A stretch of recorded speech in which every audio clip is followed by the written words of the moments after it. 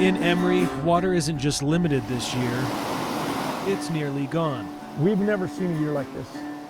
The last bad year was the year I was born in '77. They were like 25% of normal. This year we're at 6% of normal. So it's atrocious. So this is high flow, typically high flow. For ranchers like Kurt Christiansen, the numbers are hard to comprehend.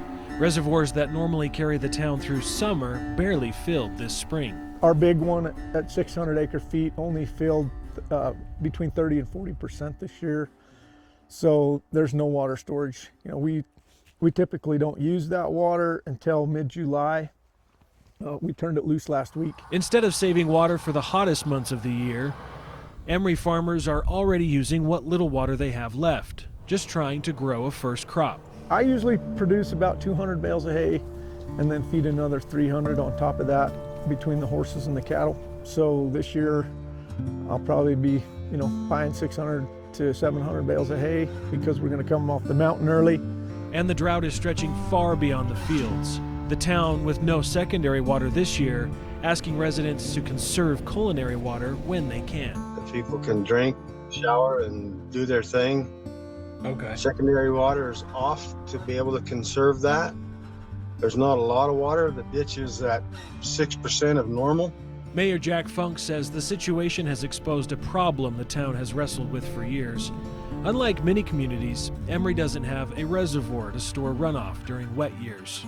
Due to the drought, we've not got the runoff we normally do, and Emery town doesn't have a reservoir to retain the water.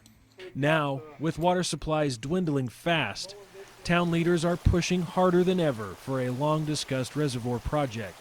And surprisingly, the crisis may finally be creating momentum. But I'm optimistic about the future, that things are going to go well. We've got a lot of people that have reached out to us through the state and Water Conservancy District. Everybody, we're going to try to pull our resources and see about getting a reservoir that's been on the works for years, and hopefully we'll be able to move forward with that. Feasibility and environmental studies are wrapping up. State approval and funding are often the hardest parts, where Mayor Funk says the reservoir could cost $30 million or more to build. So even as conditions worsen, many here are refusing to give up. So we have to just be real proactive and think outside the box. Maybe ship our cattle somewhere else to feed them instead of leaving them here. Find some pastures. But the drought's so big, that's going to be tough. For now, though, everyone in Emery is looking to the sky, hoping the summer monsoon arrives early. We're just hoping it rains like crazy. The monsoons are coming, I hope. In Emery, Nate Larson, Fox 13 News, Utah.